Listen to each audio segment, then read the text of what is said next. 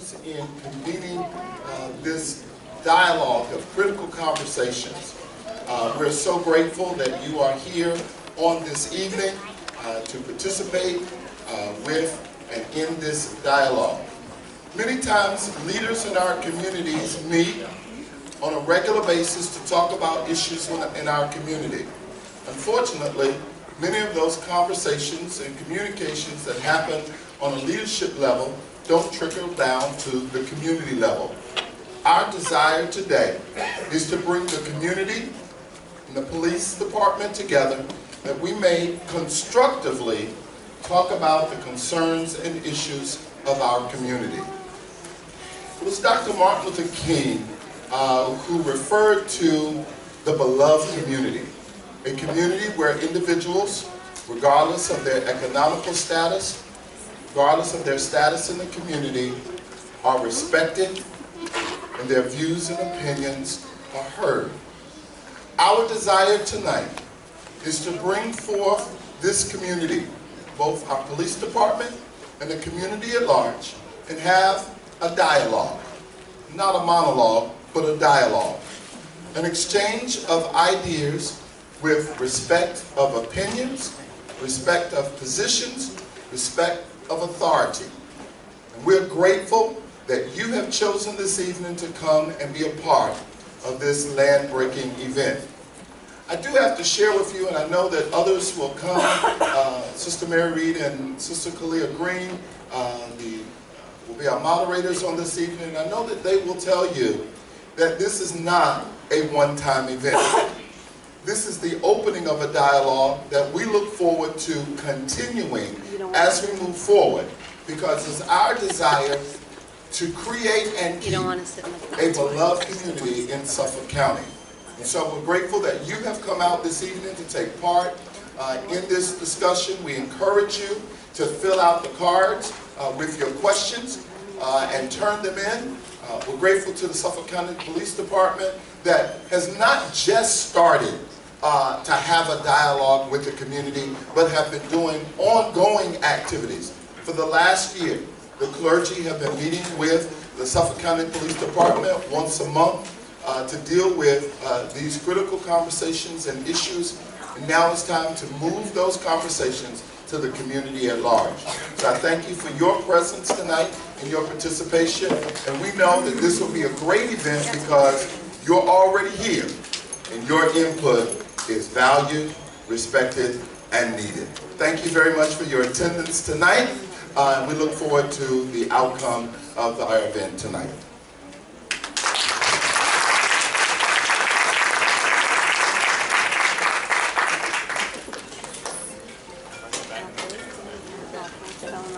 Good evening, all. Good evening. My name is Matt O'Malley. I'm a lieutenant with the Suffolk County Police Department. I'm the commanding officer of the Community Relations Bureau. First, I'd like to offer the apologies to the commissioners who cannot be here. Commissioner Sini, Deputy Commissioner Risco Lewis are both very involved in these community things. They spent a lot of time doing them, and they would certainly be here if they did not happen to be away this week. As far as myself, just a quick introduction. I've been with the department about 24 years now. I became a police officer when I was 21 years old in the Suffolk County Police Department, and I've pretty much grown up with the police department. I will say that there's been a lot of changes in policing over those 24 years, but I truly do love the Suffolk County Police Department, and I truly do believe that the overwhelming majority of officers are out here for the right reason, to serve and protect the residents and the community. To do that, we need the community's involvement. So we look forward to having this dialogue, not only tonight, but in the future. We have made great strides in reaching out to communities, and I echo the pastor's words. Every time something happens, we're making the same phone calls, talking to the same pastors, talking to the same community leaders, and it's really important to get out there and talk to people on the streets, and that's where I think we're making great strides recently, and we're continuing to do so. So thank you for having us. I look forward to the dialogue.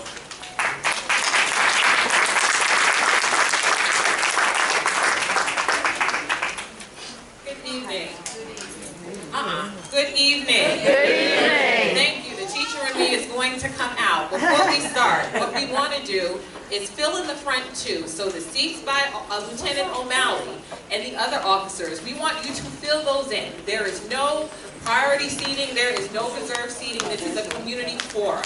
So we want you to fill in the front. Come on, Melinda. Sit up here. Good. Sit up here.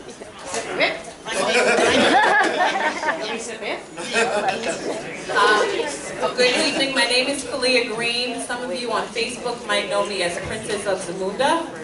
So it is I. I wanted to, on behalf of everyone that has helped, I wanted to thank you. And before I got into just the purpose of the program, I just want to give a few thank yous. Number one, to the Brentwood Public Library, who has done an absolutely awesome job. And if you can give them a round of applause.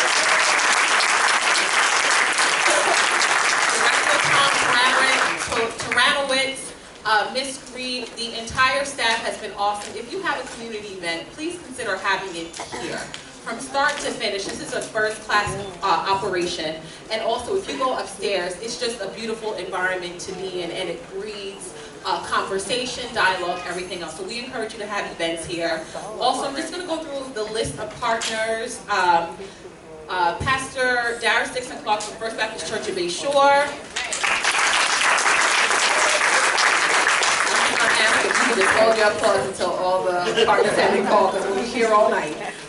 Margaret Davis and Wendy, they're the president and first vice president of the National Coalition of 100 Black Women. If you're here, please stand. William Moss, the president of the Islip Town Branch NAACP. Marcos Maldonado, who is one of the founders of the Clean Streets Committee. Ms. Renee Ortiz could not be here. She's one of the founders of Leadership Towards Empowerment Through Education and Participation. Putting education first, Ms. LaShawn Farage. I know she's not here yet. Betty Greene, an education consultant, and my mom. Kenneth G., he's a Brentwood alum and a high school counselor. Shannon O'Neill, she's a concerned citizen, and she also works at Suffolk County Community College. Dr. Joanne Durovich, Adriana Silva, Sharon Brown, Marion Brown, Siobhan Pierce from Presiding Officer Dwayne Gregory's office. Sergeant Kathleen Keneally, she's the Executive Director of Community Relations for the Suffolk County Police Department. Lieutenant O'Malley, the Suffolk County police officers, and also we had someone helping from afar to bring in the Muslim community, and that is Ms. April Ortiz. So these people here helped bring this idea to life. And it wasn't just one person doing everything. It was sincerely a team effort.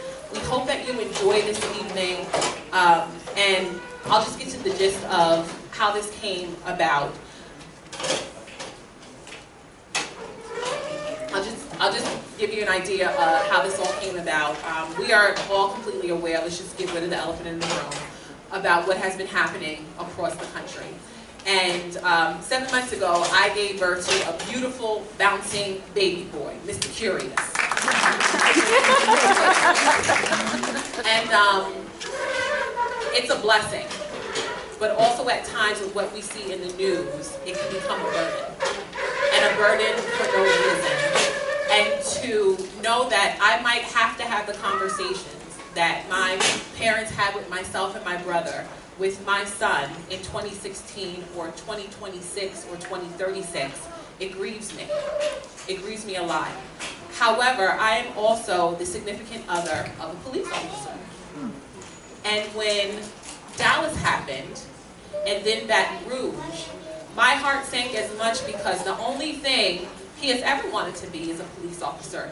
Not to abuse his rights, but to help his community and to show those in his community that there are good people out there. Show them that they can get out of that situation. So instead of having the either-or conversation, I wanted to bring everybody together to have the and. You can support law enforcement and understand that there are some systemic changes that need to happen within the criminal justice system, okay? So tonight is about the end. We are going to dialogue, we are going to talk. We're not always going to agree. That's life. But what we are not going to do is disrespect each other. What we're not going to do is put every issue that we might have with the community or personally onto the Suffolk County Police Department. What we're not going to do is use profanity. And what we're not going to do is sit and complain without doing something else about it. Okay, thank you, ma'am. There are 3 components to this program. There will be a question and answer. You receive index cards at the beginning. As I can see, some people just want to listen, so it might be a free-flowing time. The second part will be information from the Suffolk County Police Department. If questions arise from that, we'll take them. We can't take all of them, but we'll take them. The third component will be a community building component. And don't think you're going to escape before you community build. We're going to break out into sessions. We're going to start coming up with short-term and long-term plans, because what we simply can't do is sit here and complain and use frustration and then do nothing about it. That's not how we roll.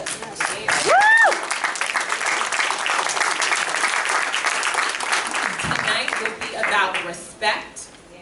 Tonight we'll be sharing opinions even if they're differing.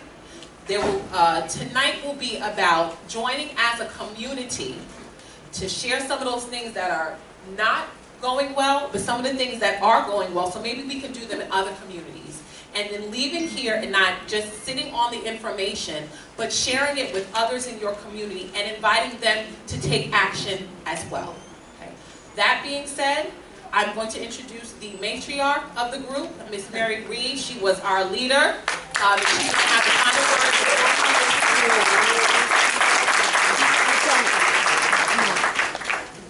I love working with young people. They do all the work. Stand up.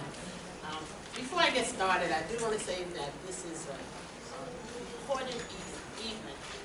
Last night in the Brentwood Library, we had the game presentation. Mary Ann Pfeiffer and Yes, and the Suffolk County Police put that on, and that was an excellent program. If you haven't had it, if you haven't attended one, you need to attend it. It's really outstanding. And then, let's get started. Tonight I welcome you to the Brentwood Public Library. This is your home. Your tax dollars built this home. And it is, what's happening tonight is exactly what we always prayed for, is that the community would come together and begin to discuss issues of importance to all of us. So the critical conversation, this is the right place for it, and we hope that you will really become involved tonight. And we hope, yes, that you will continue to use your library. I want to first congratulate all the groups that have worked together to put this event on. In no time, these young professionals, and anyone younger than me is young, young professionals put it together. They had it all lined up. They do a lot of stuff by email. You know, no meetings at all, just on email. And then you got it, and you're ready to go. And then they hand you your assignment. And so here we go. This group wanted to do something, as Kaliah told you, to be proactive about the incidents that are happening in our country, the senseless killings and the unrest on both sides. And so, as I listened to them in their planning meetings, I came up with some words. The same words kept resonating throughout the planning sessions.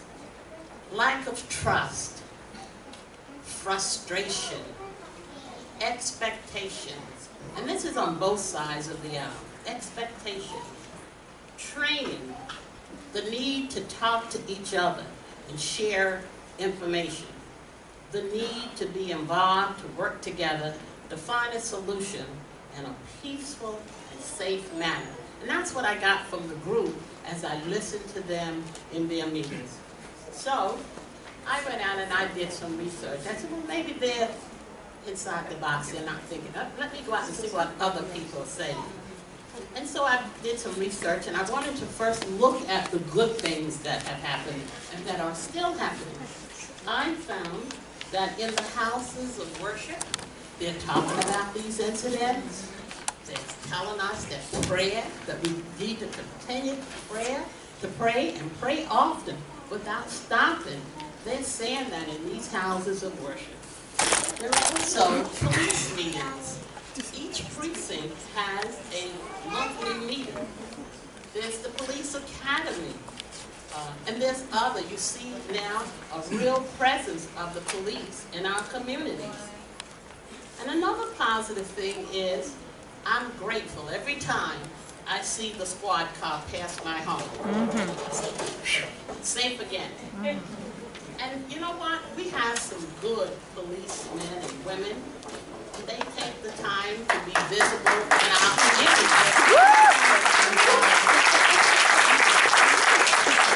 They interact with us. However, one of the things that bother me is as soon as we get to know them, they move them to another section. Or they promote them and we don't see them anymore. We have to start all over again.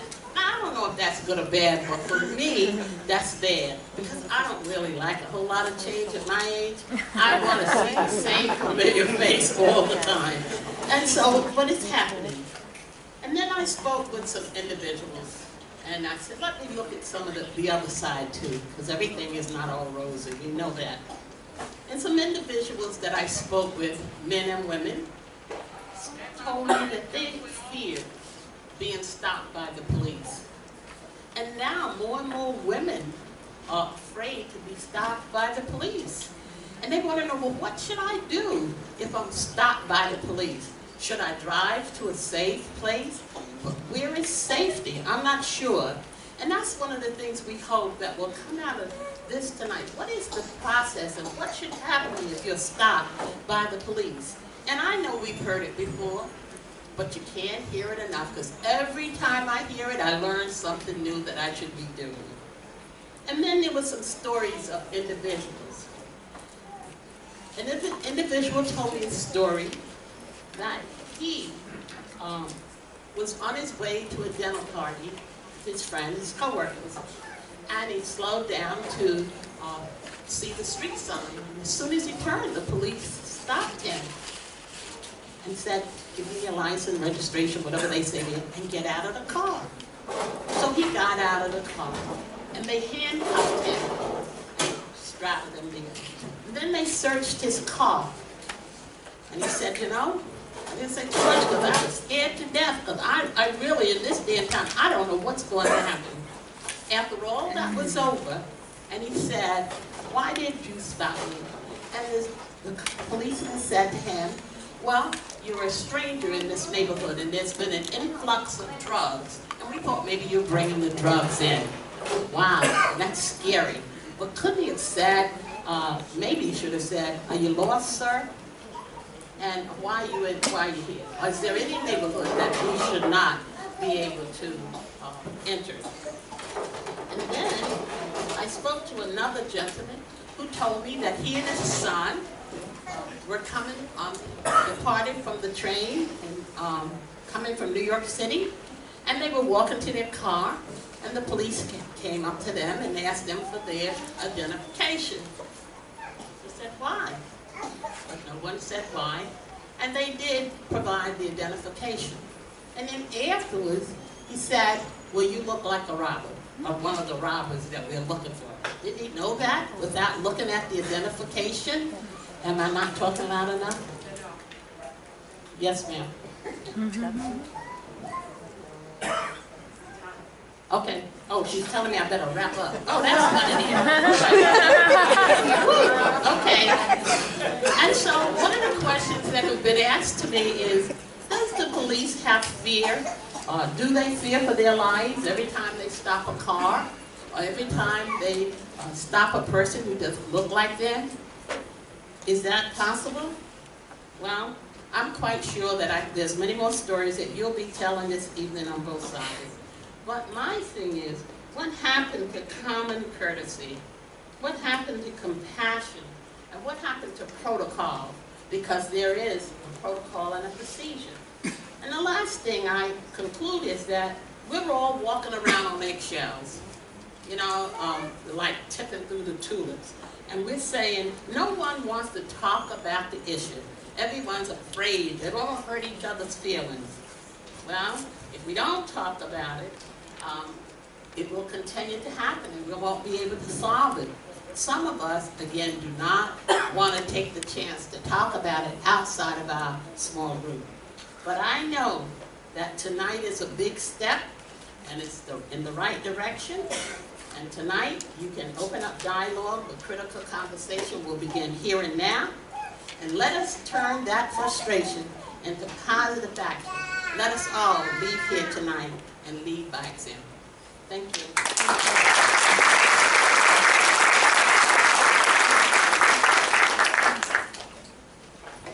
I'm going to die a horrible death tomorrow simply because I told Ms. Reid to wrap it up. But I will go out happy to see so many people here.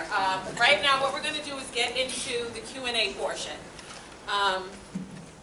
We want you to fill out the index cards, okay? From what I see, has anybody completed the index card? Has anyone completed the index card? All right, what we're going to do is we're going to go off a little bit. Does anyone, and the mic stays with me tonight simply because we have a time schedule to stay on. Everything won't be accomplished in a day, but if you have a question, we're going to open it up now. If you have something that you want to share that has been a positive or negative experience, we want to open that up now, okay? Don't be shy. I know everybody talks about things on Facebook and whatnot, so this is not the night to stay quiet. And when you get up, say your first name, last initial.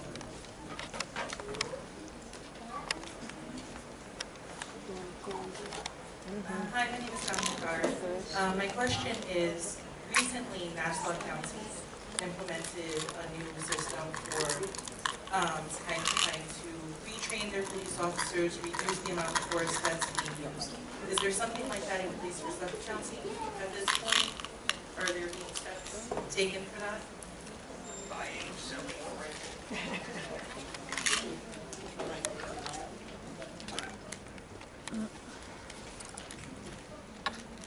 I am aware that Nassau County just recently redid their use support policy. My understanding is that it had been a long time since they did so.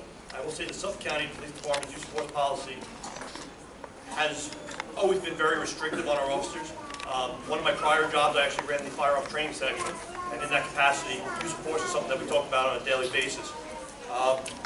Use of force, we're restricted by certain things, including law, case law, but we're also restricted by our department's policies and procedures. We cannot expand what the law allows, but we can further restrict it, and that's exactly what the Suffolk County Police Department does. So basically, use of force policy, very basically, is you will not use force unless absolutely necessary, and when necessary, you will use the minimum force necessary to gain compliance with what you're trying to do. We give the officers lots of tools to do that. Everyone thinks of the firearm use of force, but there's a lot of other things. The first thing we do is what we call, verbal judo. We'll raise our voice, we'll use our command voice. We also have things like, we have mace, we have a baton, we have the tasers. Suffolk County Police Department is one of the first big departments to actually individually issue tasers to officers. And I know that sometimes tasers gets a little bit of negative connotation, but I can tell you that since we started using them, there's been a lot less officer injuries and actually a lot less offender injuries. Because it's something that, when it hits them hard, they go down, but usually that first 5 seconds you're hitting them with is enough to get them cuffed. And then they go to the hospital, the probes come out, and it's fine. It's like nothing ever happened to you. So our use of force policy, we review it continuously. We stand behind it where it is right now. And one of the other things that happens with use of force is every use of force, whether it's me putting my hands on you or actually a firearm and everything in between, gets reported to Internal Affairs. And Internal Affairs, first it goes through a supervisor at the precinct level, then it goes to Internal Affairs, and Internal Affairs investigator takes a look at it. And we have a computer program that actually tracks use of force and such, that if you see an officer using use of force more so than the other officers around him, that actually red flags, and that creates another complaint to go down to the precinct and start looking at those in particular cases. So we are on top of our use of force policy. Does that answer your question? Is there another question? Kaliah.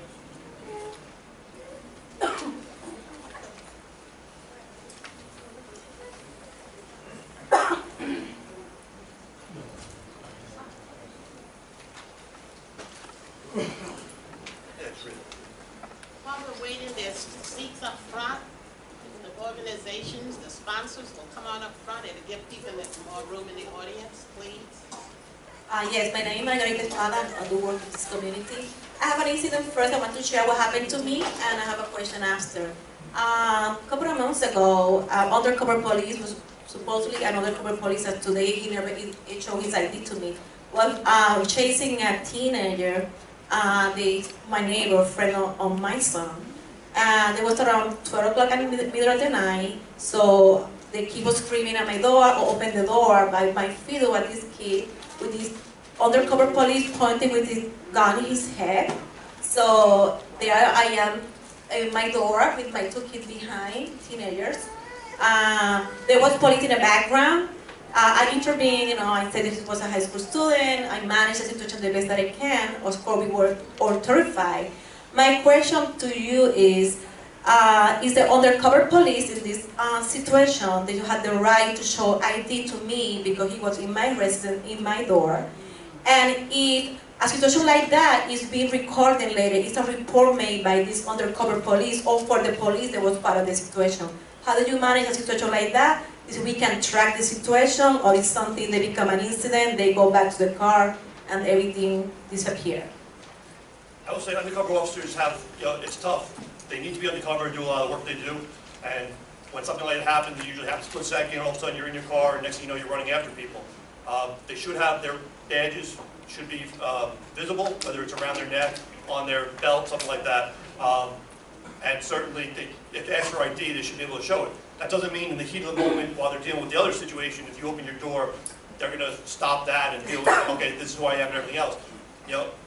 For both the officer's safety and for the safety of, the possible suspect, obviously I can't speak to the individual case, I have no idea what's going on.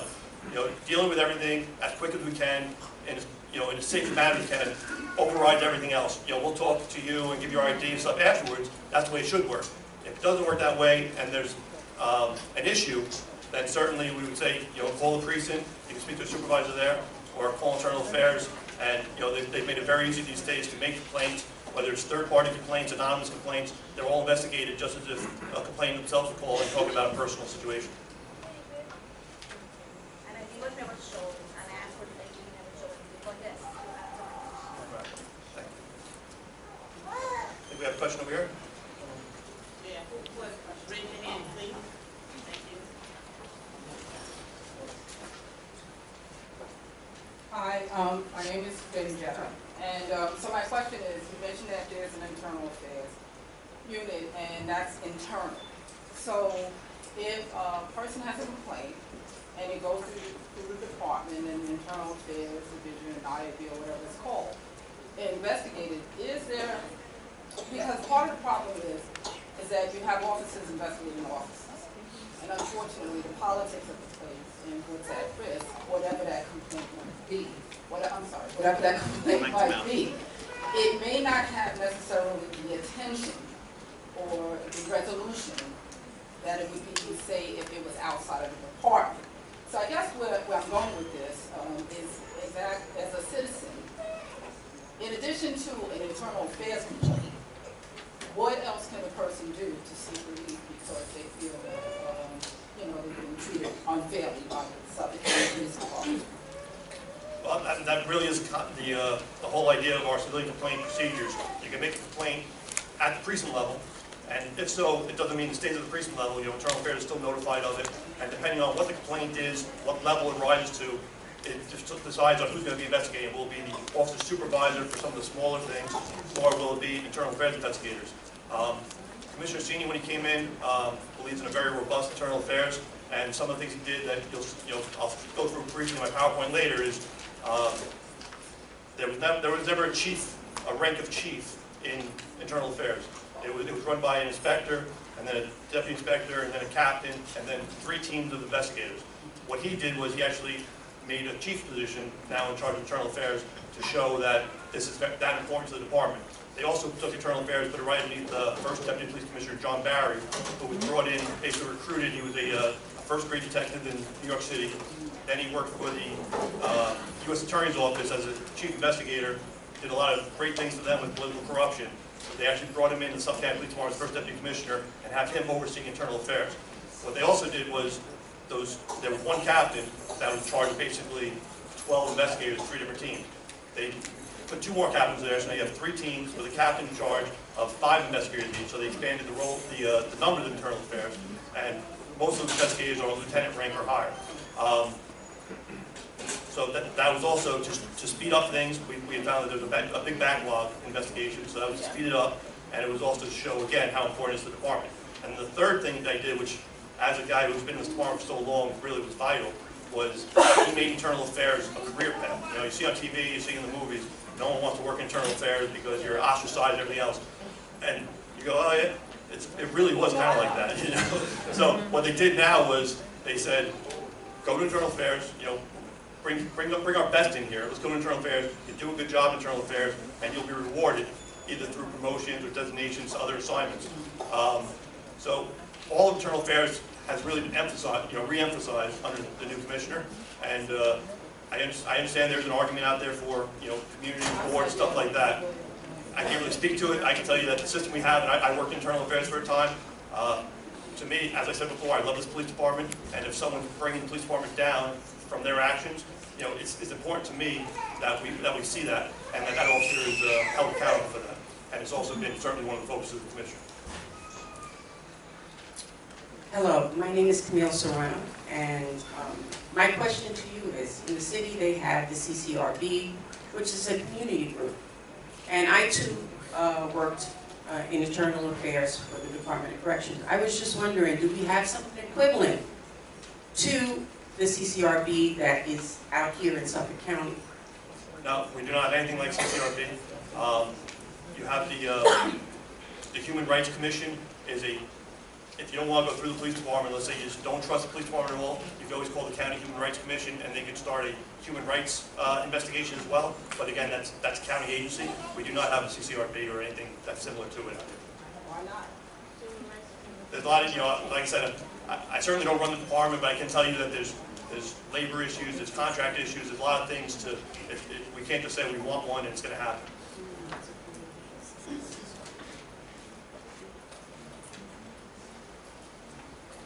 Thank you. Good evening. Sandra Gill, Brentwood resident.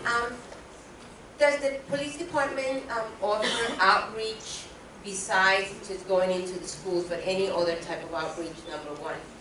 And two, how often do policemen have, you know, in-services or any type of cultural competency, diversity type of, you know, programs available to them? Right.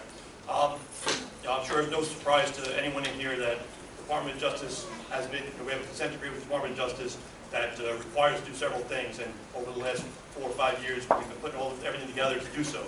As far as community outreach, we do a ton of things. We're going to get into some of it in PowerPoint, so I won't get into too much right now, but just to give you an overview of some of it, some of the officers here right now, I have Jeff Blaskowitz from 1st Precinct, he's a 1st Precinct COPE officer. I have Eiffel Ramirez from the 3rd, who's he's our community liaison officer. I have Claudia Delgado from the 2nd Precinct, community liaison officer, and Joe Peterson from the 5th. What we did was, we used to have COPE units in the precinct, and it was called community-oriented police enforcement. And what they really did was, you know, you got a stop sign that people were running all the time, they would sit on it, they would write a lot of tickets. They were very active in enforcement. They would make a lot of drug arrests, you know, try to deal with that part of the problem. What we did now was we split that off. Now we have community, the same thing, COPE, which is each precinct has 2 officers. They don't do enforcement anymore.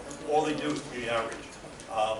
Those other officers who are still doing that kind of community enforcement, they call them the community support unit, and each precinct has those as well. They also created a spot underneath the Community Relations Bureau, which I run, where I now have 1 community liaison officer in each precinct, which means they're out in the precinct every day, but they're our main liaison between headquarters and what's going on, so we can basically coordinate our efforts as to what's important to the precinct and what's important to the county. And what's working in the 1st precinct may work in the 3rd precinct, make sure we can put those programs together. We have a lot of sports programs, cooking classes, movie nights. Not, you know, the schools we're in, our school resource officers all the time. We create programs. You'll see, I have a whole list of things on the PowerPoint you'll see. So that community stuff, very big, and we're doing a lot of it. However, it seems to be that it's one of the lines that continuously is at risk for loss of funding, because I remember very clearly hearing throughout the years, oh, you know, we had to lower the number of officers dedicated to that effort. And then, you know, then comes another budget and maybe we get 1 more into place. And so, you know, it seems to me that outreach or more community outreach, it's always lacking. You know, and I understand that, you know, it demands manpower, but if we don't have the manpower for that, it's impossible to get the work done. Here's what I will say with the DOJ, you know, we do compliance reports, they do visits every 6 months or so. And the last visit I sat in on, and we talked about a lot of things. I went through a list of everything we're doing countywide. And what they said, and what I agree with 100%, is that our community cops, the community liaison officers, the code cops, have gotten very good at interacting with the community. What we need is the cops riding around in the sector cars and starting to interact with the community. Amen. Walking. Yes. Walking is better. Yes. I would love to see the officers standing outside the 7-Eleven and just simply engaging in conversation with our children. I couldn't agree with you more, and it all is coming, I promise you that. I will say that all the precinct inspectors, community is a very huge focus from this police department right now. I think if you took a snapshot 5 years ago and looked at it now, we made some huge leaps. Yes. Doesn't mean we're there yet. We still have a lot to do, but our focus now is to get the cops out there on the street, talking to the people out there on the street, because we go sit in the room together, and I talk to a lot of community leaders every time something happens, but it's always me talking to the same community leaders, what's happening out in the street, and that's really the crux of our focus right now.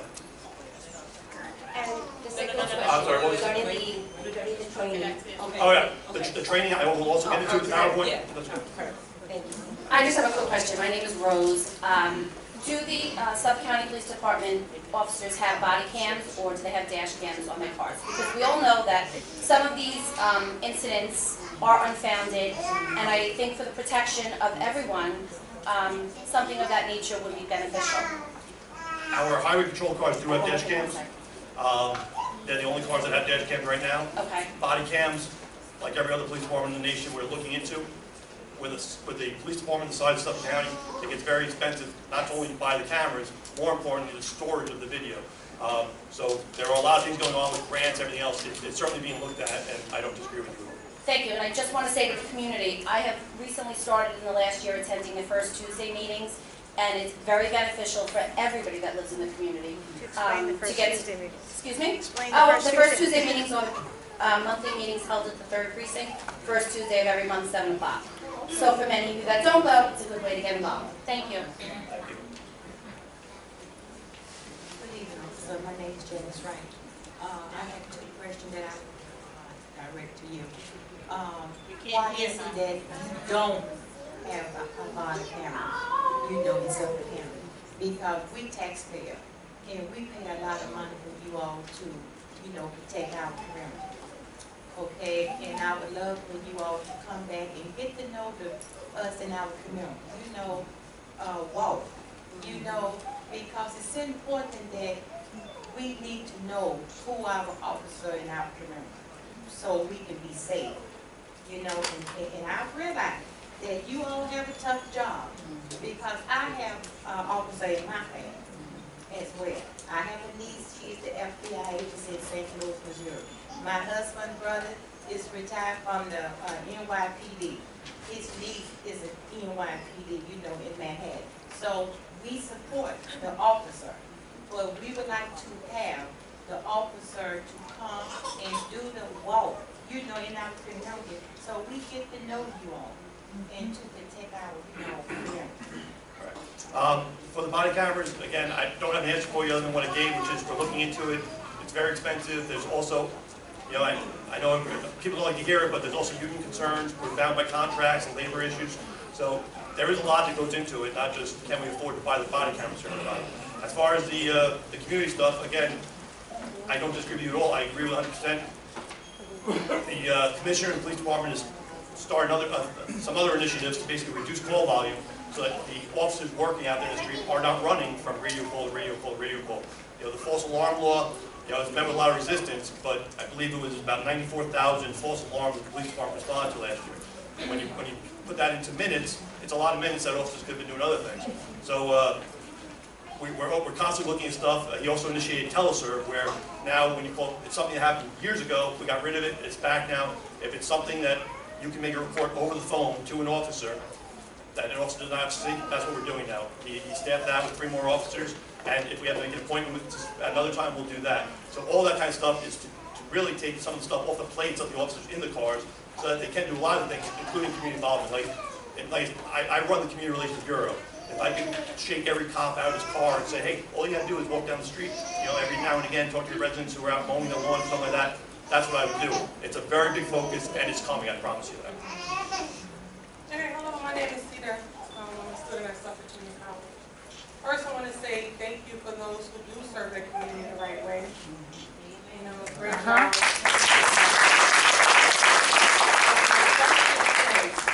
Does the Suffolk Police Department support the Black Lives Matter movement? And if so, why? And if not, why not?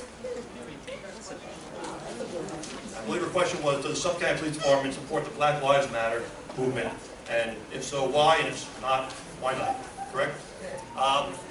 Certainly, I cannot speak as to the department taking a stance on a movement. You know, that's not something we would do. I will say that we treat every group, no matter what it is, they have the right to do everything they're doing. We protect them when they decide to protest. We engage with them in dialogue whenever we can. Other than that, you know, whether it's the Black Lives Movement or let's say, I can't think of what, but if there was a movement that said, hey, we want to come out and protest, you know, totally against Suffolk County cops, we think you're all terrible and everything else, we would say, okay, you know, we're going to be beside you in the cars and everything else to make sure that nothing happens to you. So, you know, we respect every movement's rights. So do they see that there's an issue? As far as what, the Black Lives?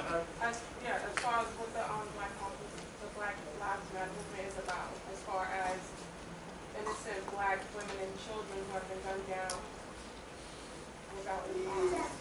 Well, I've been all over that stuff. So, for those, for the unarmed men, women, and children that we see that have been gunned down unarmed. Right. Absolutely, any police agency sees that as an issue when unarmed people are being killed. Do I say that, you know, they'll make a statement saying, you know, obviously we're against any kind of killing or use of force on people that didn't deserve it. That everyone sees that as an issue. You know, what we can do is reflect on our policies and procedures, which we do after everything happens, no matter where it happens, in the smallest town out west, we hear about it. You know, law enforcement circles will help, and we go, okay, could that happen here? And if so, what can we do to prevent that from happening? And we have those meetings almost on a daily basis. So I will say we understand what the issues are, and you know, we support the fact that stuff like that should not happen, absolutely. Good evening. So I'm going to give a preface to my question and then my question. My family runs the gamut, as most people's families do. I have police officers, and I have criminals, and everything in between. That being said, and that being put out there, I'm also very close to a lot of officers, primarily in the city, Black officers. And the conversations I have with them is that there are conversations that take place in the New York City Police Department that are not favorable to our young men. I'm interested in what kind of conversations take place in Suffolk County Suffolk County's Police Department that affect our young men and influence how they're treated, both before the publication of the frequent killing of young Black men, and since they have been public, and since the Black Lives Matter movement has really taken off. I know those conversations should not be the same. They may be the same and they may not. But those conversations affect how our kids are being treated. I got 2 Black boys, and I don't go home one night without wondering where they are and if they're coming home. And nobody should have to live like that. So I'm interested in what the conversations are. I will say that for those of you who haven't had the opportunity to meet Deputy Commissioner Risco mentioned Lewis, County Executive Malone brought her in here about 4 years ago. She was the former district attorney in Nassau County, and she got very big into intervention of youths to keep them out of the criminal justice system. They brought her in here, and there was some talk as to where should she go. He believed that she should go to the police department, and there were a lot of people who said, no, let's send her to probation. You know, the police department doesn't do that work. You know, the police department locks people up. County executive said, no, the only place that we can make that change is through the police department, and they put her here. I will say I've learned a lot from her. Intervention has become a focus where I can say it really, you know, it would have been nice, but now it's a focus of the police department. How do we do it? I'm going to get a little further into some of the stuff we do in our PowerPoint when I give my presentation, but we're trying to get involved in youth lives from the time they enter school to when they get out of school till they're trying to find a job. We try to support them that way. So I will say, we're on that intervention, you know, she always talks about 2 trains in the station, suppression train and the intervention train, which one do you want to be on? That intervention train's gotten longer and longer over the last few years. These are conversations that are had, like I said, in any police department, certainly in the Suffolk County Police Department. As far as before and after the Black Lives Matter movement, we talk about everything that happens. You know, that's all I can tell you is that it's all talked about, and how does it affect the police department, how does it affect our tactics, our techniques, our rules and procedures that cover us, our officers being held accountable when they need to be, yes. Our officers being backed up when they need to be, yes. So, you know, we stand behind the officers, of course, but we also have to hold the officers accountable, and that's one of the focuses. So a quick follow-up to that, only because my question wasn't necessarily intervention, and you automatically went to intervention as if there's something wrong, or the kids are doing something. And in my thinking, kids are innocent until proven guilty, so if you're already talking about intervention, you've already got a preconceived notion that they need help, or there's something that they're doing wrong. So in asking the question about the conversations, I just want to know what are the conversations. So your answer has made me more concerned, and I don't think you maybe intended that.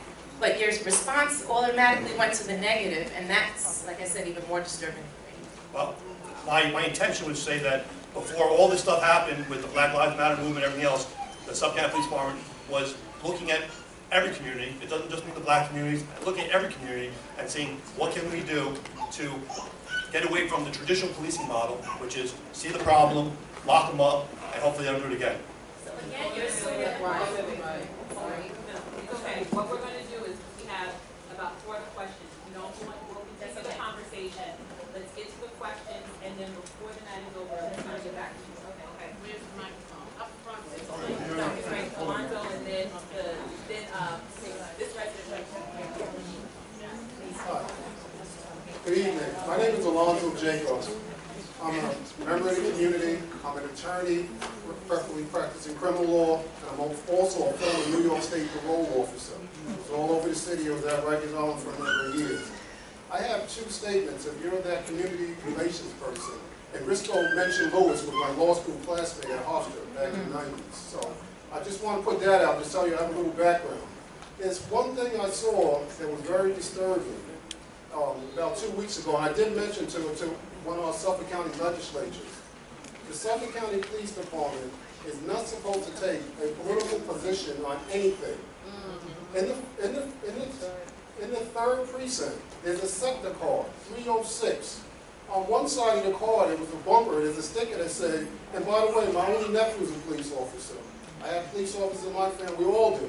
That's right. But on one side of the sticker said, Blue Lives Matter. Okay, so you're looking at that, that's a political statement. And I don't think no one should go after police officers. We know we need the police in our community. But on the second side, that second bumper said, support the police, don't support the protesters. That's card number 306, and I did tell told the Suffolk County legislator that. And now, when you make a statement like that in our community, we have retired cops in here, we have retired correctional officers, we have, like I said, I was an attorney in law school. I'm not afraid. When I get stopped, I know what it's about, I know the feeling, I was an officer myself. You can't pull a bull over my eyes, but we have a lot of people in our community that feel oppressed, and they're afraid. And then when you have stickers like that, what that message is sending out is we don't acknowledge that there's an issue in the community. Therefore, we're going to go one way. We don't acknowledge there's an issue in the community. Therefore, we're not going to recognize you. In fact, we're going to come after you because you're saying, don't support these protests, but support the police. It's a governmental agency. It's illegal to take that position. It's not a matter of police policy. It's illegal. That's number 1. So I just want to say, go check sector card number 306 and see, and tell them they really need to remove those signatures. Number 2, and I'm not here to complain. Number 2. No, really, this is serious business. I didn't come here for this. It's a serious business, but people can come down now, or both ways. And we don't need to have it with the police, we don't need to have it with the citizens. Number 2, Joyce Brown, who writes for the Long Island Newsday, she's a reporter. She wrote an article in the paper yesterday where you had the, She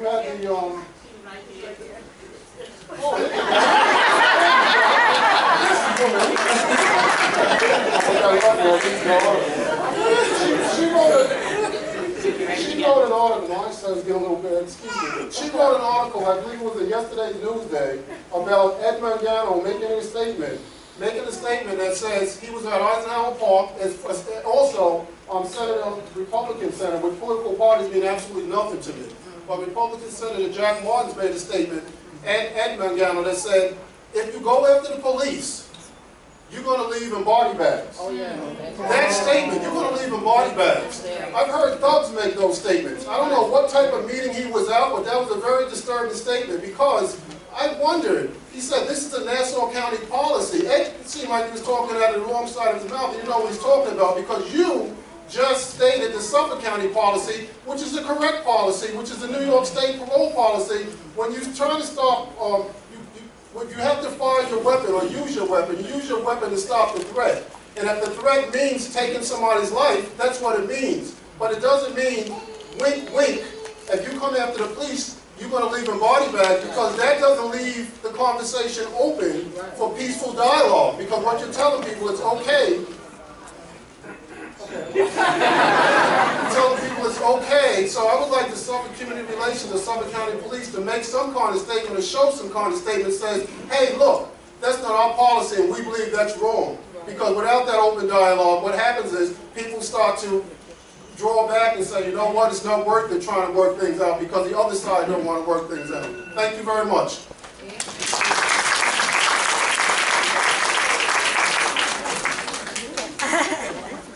Good evening. My name is Ronald Hughes. I'm from Youth Build Long Island, and I work with 18 to 24-year-olds. And every day, our young black men come in there complaining about police. In the ideal world, a police force in any community should reflect the community in and of itself.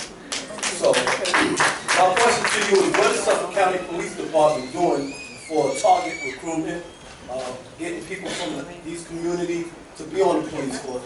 Because the police force is predominantly white in Suffolk County, and I think that is a big issue that we have out here. I will say that recruitment is also underneath my purview.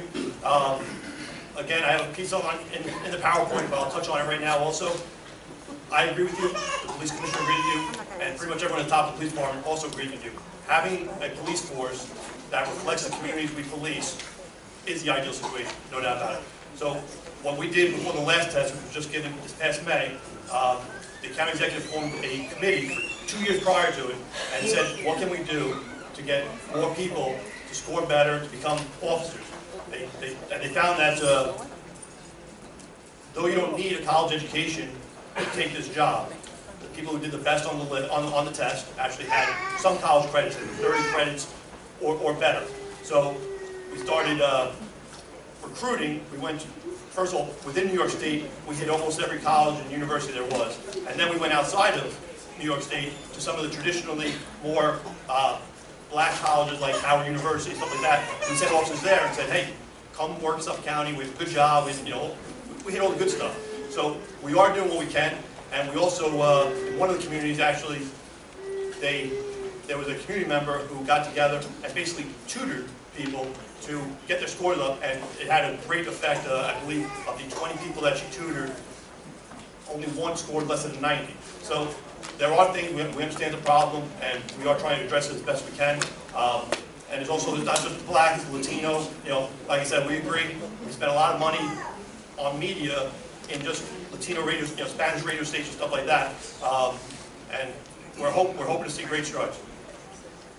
Ladies and gentlemen, our time is coming. Okay, our time is, we have 5 more minutes. We have this gentleman here, this lady here, and the then lady in the front, and then the lady in the front. And then what we'll do is Suffolk County Police Department will give the presentation. Some of your questions might be answered through the presentation. If they are not, Suffolk County Police Department is going to stay for the community building session, and 1 officer will be in each group. Also, Lieutenant O'Malley has. Yes, you do. Lieutenant O'Malley has left his business cards, which means we will take them and we will use them. We will not take them and be like, well, he didn't answer my question. We're going to take them and we're going to use them. But we have 3 more questions. And hello, I'm Reverend Lawrence Mosley, pastor of Hope Missionary Baptist Church. My question is, in cases of misconduct, because we've seen a lot of misconduct across the country, I want to know if we can put a policy in place that will allow, that won't allow the police to police police. Because we see in the Freddie Gray case that the police officers got off for the crime. And I think that something needs to be put in place to make people feel safer, not knowing that police are not being policed by their peers. Because many times, almost most times, they get off. So what can we do to increase our feelings of positivity towards the police department when it has to police it? Again, obviously I'm not a policymaker by any stretch of the imagination. What I can tell you is that under state law, our internal affairs records are basically sealed, and we can't release certain things. I believe one of the legislatures in Suffolk County Legislature right now has a bill forward where to at least be able to put the stats out there. How many cases were there, how many were founded, how many substantiated, that kind of thing, so that at least we have some transparency with it. Will we be able to say this officer did, no, so that, like I said, that's state law, that's protected. As far as actually having a community review board or something like that, that's bigger than the Suffolk County Police Department. I'll tell you that right now. That's not up to us to do. We do the best with the system we have at the moment. Hello, officer. How are you? My name is Lisa, and I'm also a student at Suffolk County Community College, along with my colleague here too. And I also want, we have a professor here as well from Suffolk County Community College. The Student Government Association has began a tolerance committee, and we are trying to work out how we can teach our fellow students on our campus about respect. And we all want to feel equal, just as I am to you. So how would you begin something on our community here at Suffolk County Community College to make sure that each student who is feeling that Black Lives Matter and they need to be heard, and also me as a Caucasian woman being accepted and feeling respecting of the fellow person who's sitting next to me in my school. So what are some words that you'd be able to tell us as college students so we can feel equal and that each one of us will be able to feel safe, even on our own community campus? I would say, much like this room, having those people in the room together, talking to each other, is going to be the first thing that you have to do. It's the reason we're here right now, and whether it's on this level or on a bigger level, just trying to get that dialogue going about what I feel, why it hurts me when something happens, and why it might hurt you, and being honest with each other is also it. I believe the pastor, has said, no one wants to talk about this stuff, but if we don't talk about it, it's just going to continue to roll on. So as far as the school itself, I have great school resource officers that work for us, and everyone thinks school resource officers, we're out there with the kids and everything else. We can certainly deal with the college just like we deal with the elementary schools. So, we have some great programs, and we love sharing with you. So, just contact I us. look forward to working with you too. Thank you. We went over our time because we were having such a good conversation and we didn't want to cut it off. Before we go into the presentation, I'm sorry, Presiding Officer Duane Gregory is just going to say something quickly, and then we'll quickly move into the next portion. Good evening, everyone. Thank you all for coming here tonight. I just drove back from Philly. I was at the convention, but I would have felt remiss if I didn't make it here. I want to thank the organizers for organizing today's event. I want to thank our police officers for coming here. But most of all, especially thank you for participating, because this is an important conversation that we have to have. We all love our community. We have to have a great relationship with law enforcement, with all of our community leaders. But that starts by communicating and being present and being active. And you're here, you're present, you're communicating, and you're active. So we're off to a good start. So thank you again for organizing tonight's event.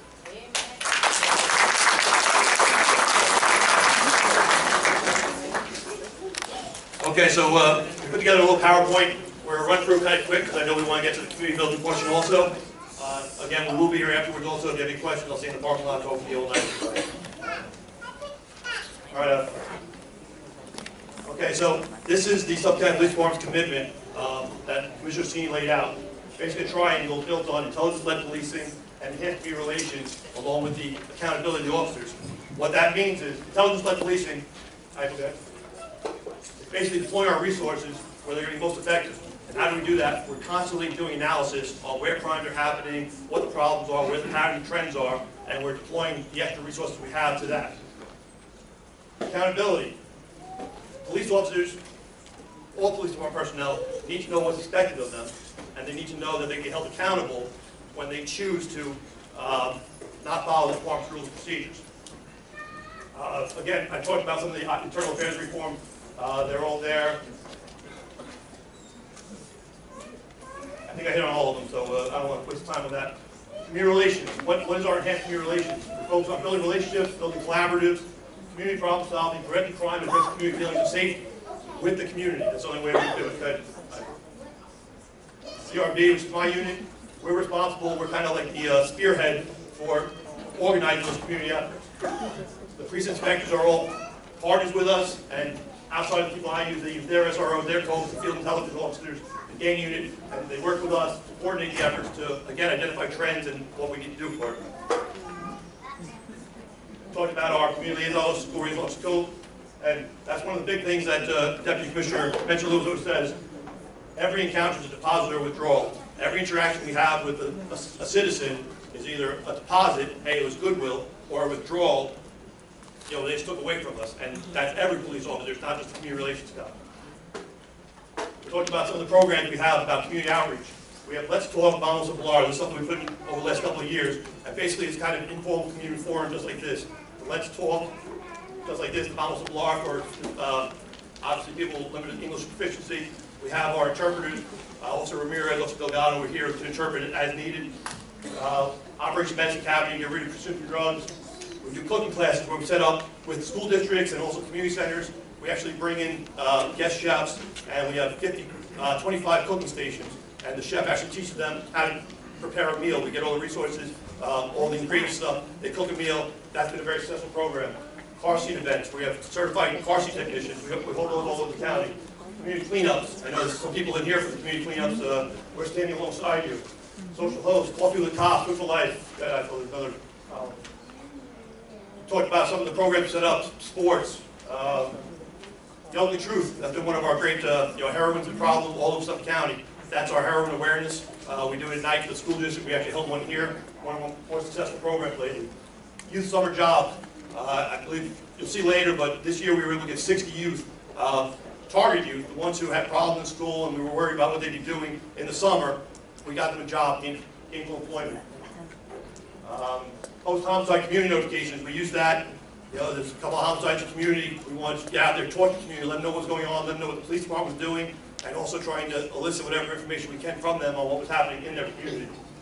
And resource fairs also, the police department has teamed up with the Department of Labor, Department of Services, and they have resource fairs where we try to put all the resources in the spot, all together in one spot so that they can get whatever they need. We set up, again, Deputy Commissioner was very good about setting up these community leadership teams in Wyandanch, Huntington, Belport. We have our community surveys, which is actually a bunch of literature back there, including community surveys, where you can fill out the survey, send it to us, we collate all the results, and we use that to figure out some of the stuff we're going to do. Police recruitment, that training we talked about, department-wide implicit bias training, cultural proficiency training. We're actually piloting a program that the Department of Justice is setting up. They're training us on the best way to teach both cultural proficiency, implicit bias, and we're moving forward with that. And that's an annual training that the officers will be getting. Nixle, there's a flyer back there. Nixle is the social media that we use most at the police department. You go on to the site, you sign up, you put your cell phone number in there with your zip code, and everything that's happening anywhere around you, the police department's pushing out, will actually go straight to your cell phone. Council Thought and Action, that's another one of the Deputy Commissioner's programs. It's she always says it's not a program, it's a movement. There you go, exactly. I had the pleasure of sitting in a couple of CODA meetings, and it's basically, we'll get into it more because we have a slide on it, but it's a group session. Good. All right, our police community building philosophy. Obviously, like it says up there, when working in communities, especially minority communities, in particular, we must be aware of procedural justice, police legitimacy, cultural proficiency, fair and impartial policing, and the need for minority recruitment. So what is legitimacy? The police department cannot do its job unless the community sees us as a legitimate authority to do so. That doesn't mean you listen to everything we say. It means that you feel that we're doing the right job by the community. The procedural justice is that procedures are being used for everyone the same way, no matter what community you're coming from. Bias, talk about implicit bias. You know, bias and racism are two different things. And racism is you're deciding, basically, to act a certain way because of racism. Implicit bias is something that is learned over time, and it becomes ingrained in subconscious, and it's everybody. Everybody has some type of implicit bias. Through training, though, you can make yourself aware of that bias so you can counter the effects of it. Cultural proficiency. Not everybody lives the same way as I live in my house. And you have to understand that when policing the communities, that what may not be something I do is something they do. And understanding that and living in that environment.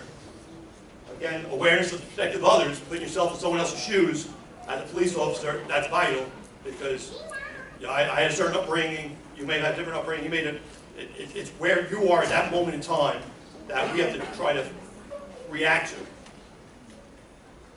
Custom intervention. This is something that's been happening kind of nationwide. Again, we've been on the forefront of it. This is part of our intervention methods of when we realize that there's violence in a community, whether it's gangs or some type of social network, or just be a bunch of friends who are fighting with another bunch of friends. We basically do an analysis of that social network. One of the figures that kind of astounded me was that if I'm friends with another guy who either does a shooting or gets shot, my chances of being shot go up 900%.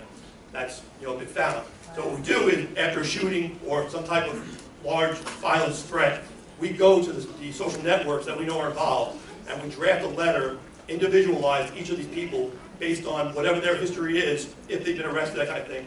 And we go with a community leader, whether it's a pastor or a coach, something like that, and we knock on the door, we try to talk to the person. If not, we talk to their family, and we basically tell them, we need you to live. Violence is never going to be the answer. There's been too much dying, there's too much jail time.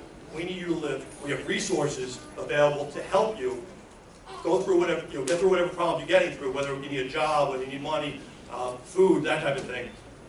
However, if you choose to continue down the path of violence, we now deliver this letter which says, if you're caught with a gun, if you do a shooting, these are the times you're looking for in jail, whether it's by state or by federal.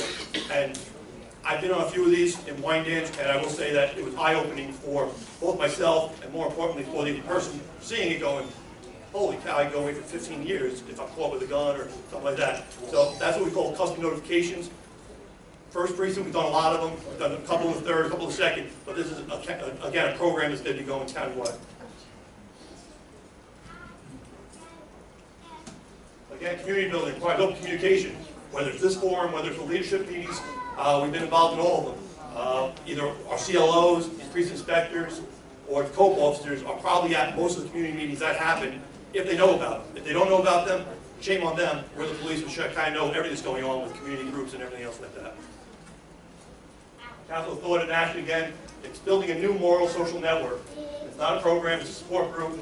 It builds police legitimacy. The Deputy Commissioner, like I said, is one of the things that she started, and you sit there, everybody goes around the circle, talks about their day, talks about the way things have been, and what we can be doing. It's about creating business plans for the people. It really is a great movement. Youth conflict, we work with all the school districts. We have some kind of relationship with every school district out there in Suffolk County, and we try to find out who the problem youth are, whether it's between truancy, fighting, gangs, that kind of thing, and we try to insert ourselves into that, get a relationship going between the police and these youths, and showing them a better way.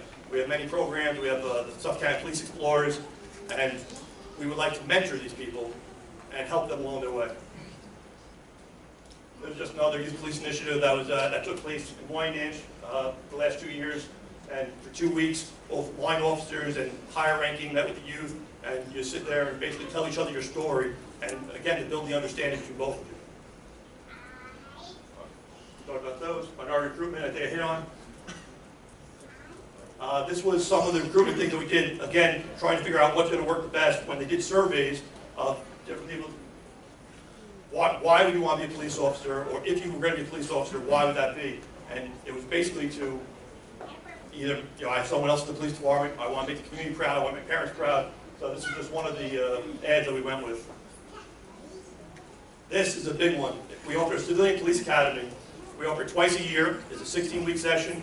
It's 48 hours, once a week to 3 hours. And it's your chance to basically go to the police academy and learn what we learn. Obviously, it's not as in-depth, but you get a pretty good overview of the program, what the police department's all about, and where it's heading. I will say there's been some substantial changes from people going into the civilian police academy thinking one way, and when they come out, just like we've tried to put ourselves in your shoes, now all of a sudden they're putting themselves in our shoes, and it does create a great dialogue. So not everyone can go all the time, there are, but what we expect is the graduates of it to basically bring that message back. And every person that goes through that civilian police academy is an ambassador to explain the police department's perspective as much as they can. So I know I ran through it quick. I know we're running out of time. I was trying to go very quick. And this is my contact. That's Deputy Commissioner Risco mentioned Lewis's contact. My cards are on the table and back. There's also some literature back there about what to do when stopped by the police. I know that's a big topic. And we have our surveys back there, and also our language access plan, which explains that we offer all our services, no matter the language, and it's never a cause for immigration questions. So I think we're going to go. Yeah, no, I'll give you my phone.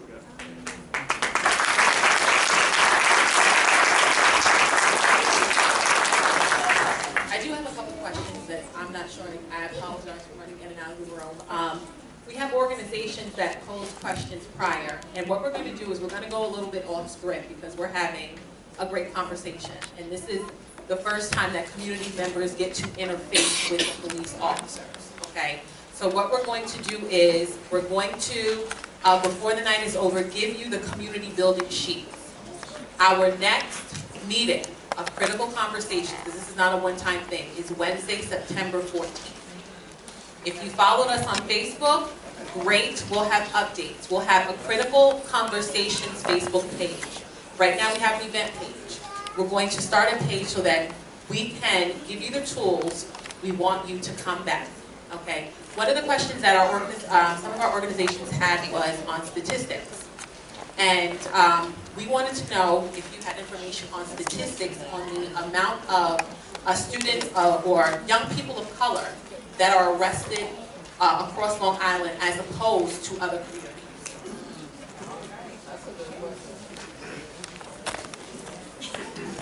Unfortunately, those particular stats, obviously across Long Island, I'm not going to have access to them. All I can speak to is the Suffolk County Police Department, which is actually the Suffolk County Police District, because the East End all have their own police departments.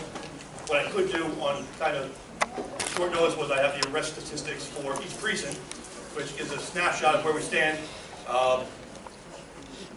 This is year-to-date from January 1st to basically July 24th, 2 days ago when I ran these.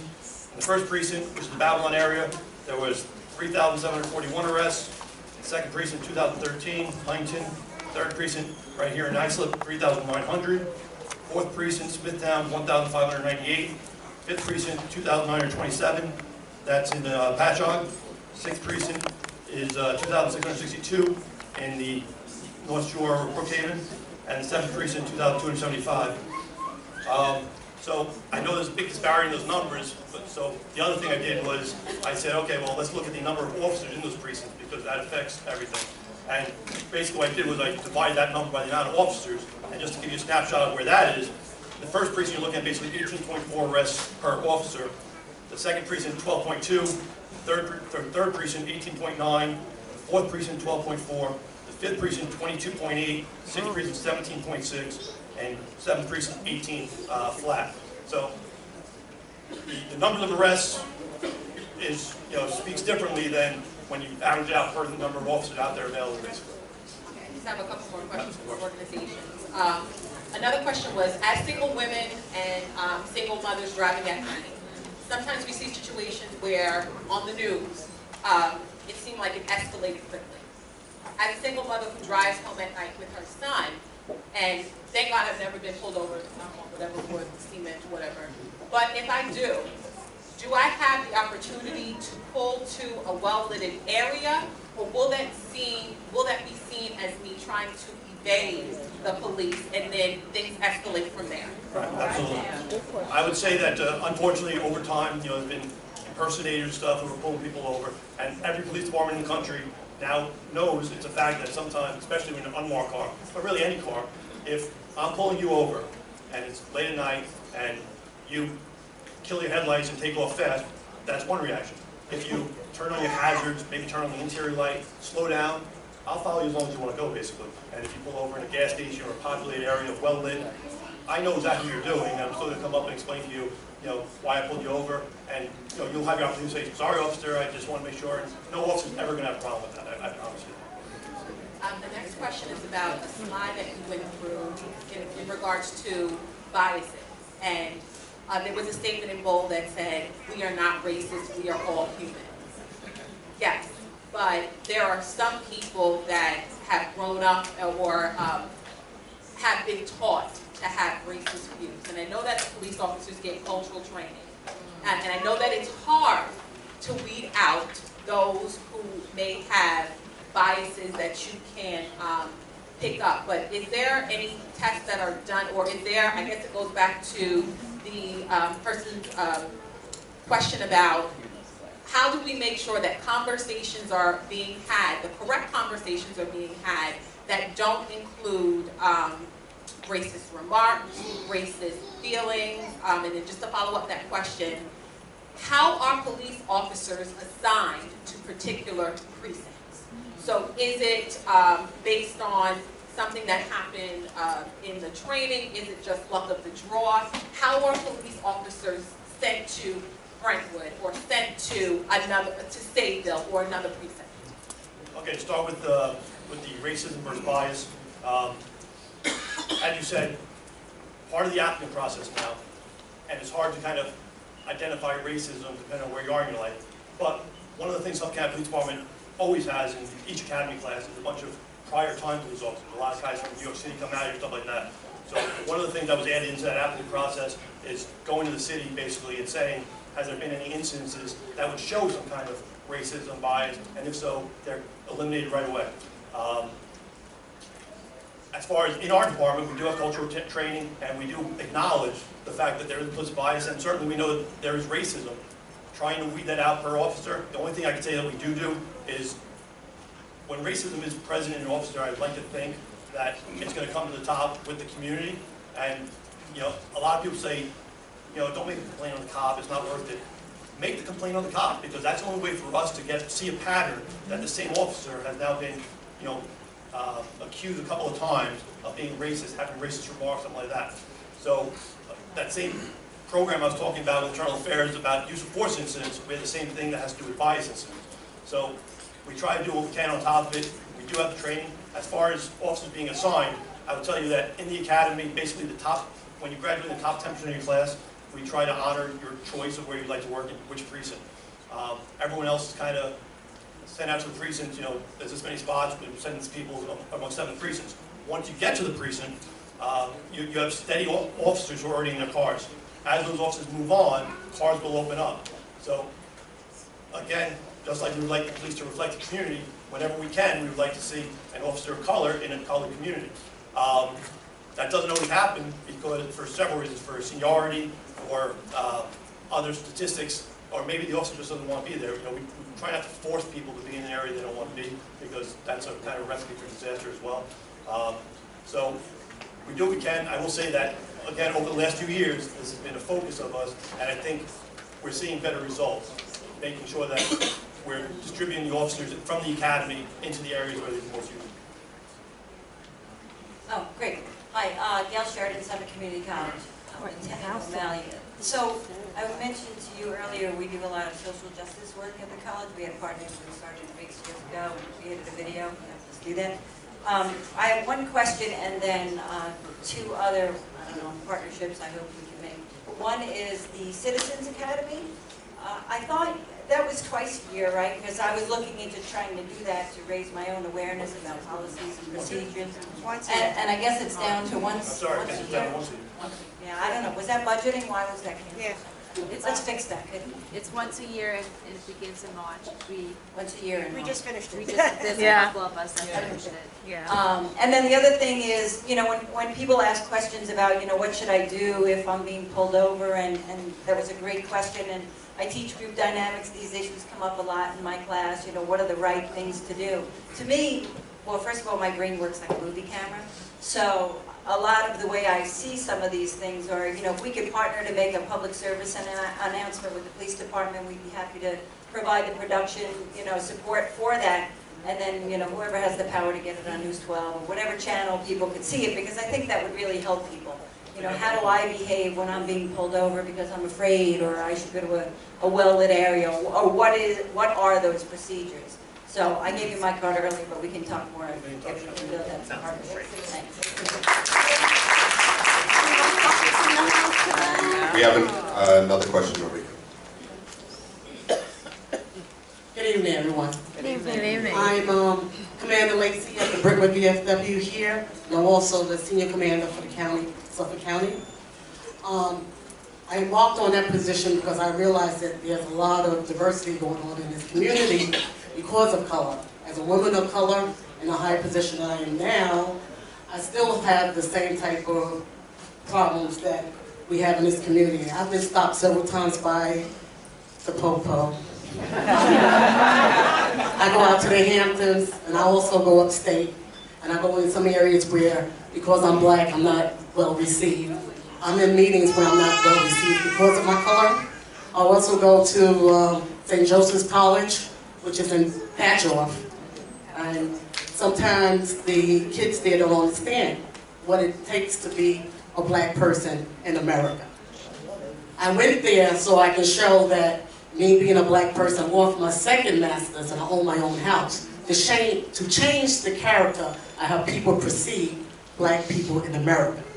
We have to continue using our Facebook and utilizing NAACP to bridge the gap, to let everybody know that we as people have overcome. Because of white people, we work together. We built the NAACP, we built the Veterans of Foreign War in 1912, and I stand here today as a black woman over approximately, I'm going to say 33 posts in Suffolk County. The majority of my men that are in the facility and in the posts are white men. In order for me to hold this position, I have to be voted in by white men who do not appreciate me being a black woman, but they have learned through being in the military the tolerance to do that. In that instance, I get respect and I'm gaining respect.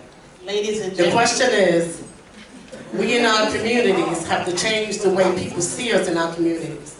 Look in your house. What do you accept in your household?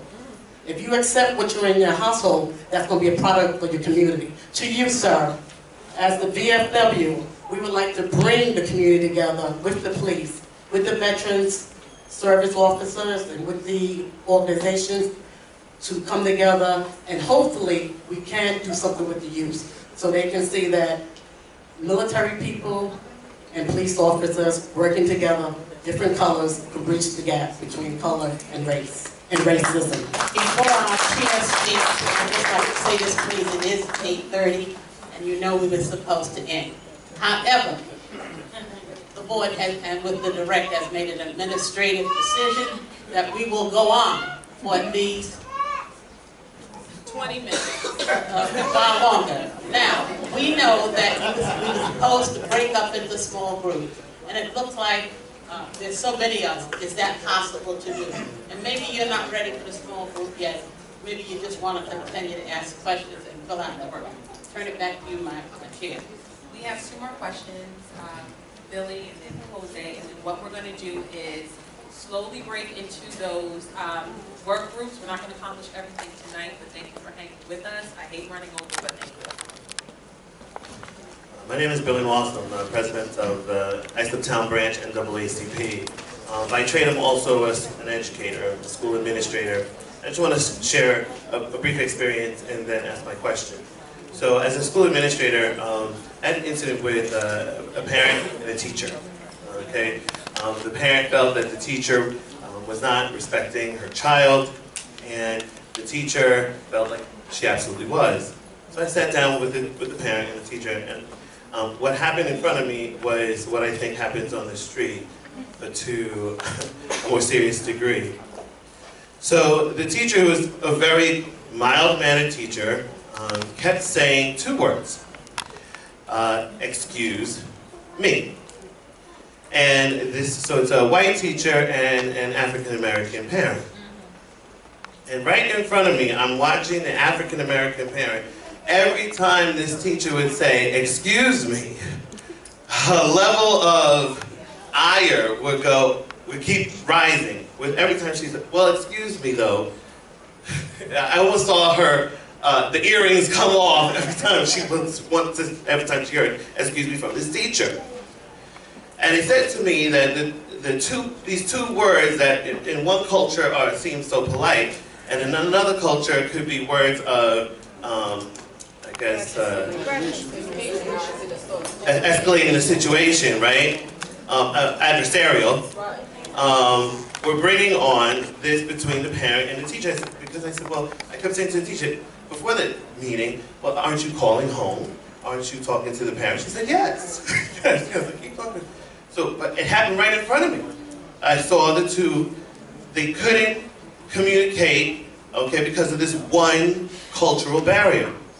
So, to go back to Sandra Gill's question, which I didn't feel it was really answered in the PowerPoint. Yes, it wasn't.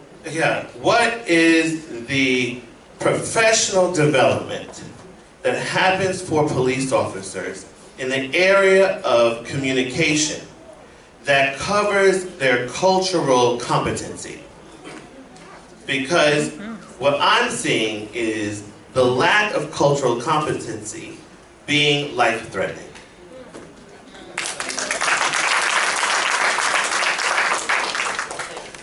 As far as the, first of all, I can respond to you as a veteran myself. I spent 2011 in Afghanistan, and the military was very good at teaching cultural competency. I sat in Fort Dix for weeks listening to all the, trying to figure out how Muslims live and that kind of stuff, because that's where I was living. And I think we can take a page out of that, and that's what I tried to do in my job here. As far as what the police department does, on an annual basis, we do talk, they go through the implicit bias training, they go through language access, and they do talk about cultural proficiency. I will say that that's still being tweaked. The Department of Justice did come in and they sat through the class for us, and they provided some more recommendations. Oh, that's good. One of the big things that they wanted, and it makes perfect sense when I say it, is that they wanted scenario-based training. Rather than just lecturing about cultural competency, something like that, let the officers get a chance to come up and talk about some of these real cultural issues. Right. So that is something that's being worked into the training as we speak, and we hope that we're going to have better effects using that type of thing. So that's... Might I suggest working directly with cultural organizations from the communities so that you can get authentic scenarios? Yes, and we actually have had community organizations come in and sit through the training and give us their input as well.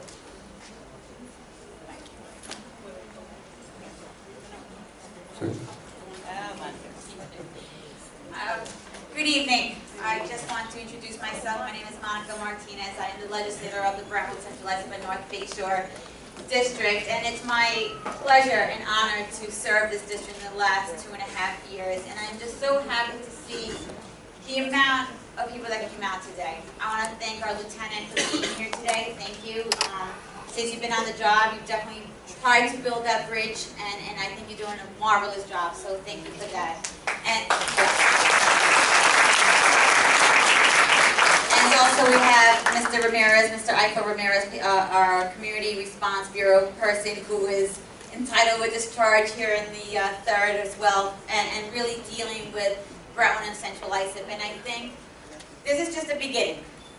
This is the beginning, and I see so many familiar faces here, and I love that you're here, because this is the only way that we're going to move forward. I know right now that our nation is facing some difficult times, no matter what color we are. But I think what we need to remember at the end is that we are one, and we are humans. We all breathe, we all bleed the same colors. And I think that's something that we need to remember and just really focus on building our community and building our trust between each other. Please know that my doors are open. And I'm going to tell you something, and I think, and we don't have our inspector here, but I know that Islip is representing, and so is Lieutenant O'Malley. But if you call my office with a concern, I forward it immediately. And immediately, that concern is being taken care of. Because this is what our new leadership in the 3rd wants to do. The leadership in this 3rd precinct that we have now wants to build this community up. I'm going to tell you right now that the inspector and the deputy inspector and everyone who is under them, they love what they're doing here. And I think we needed someone that loves our community, who understands who we are and wants to continue to make us even better. Because we are a great district. We have so many, is she calling me already? She's already pulling my shirt. But I just want to say, you know, and I know I could go on because I really love what we have here. And if you look around this room, we're all different colors here as well. And I think this is why it's such the beginning of what's to come. And I look forward to many more of these, and I know that the precinct will be there with us. And I know that our community organizations will be here with us as well. We can't do this without you. You are by far the most important part of this equation. So we need you to speak up. We need you to say something. I know she wants me to shut up, but seriously, I know, we gotta go on. But I really want you to be a focal point of this. We need you. So please be here, and anything that you need, we're here. Thank you to every single organization that put this together. I'm going to sit down now before she really hurts me. We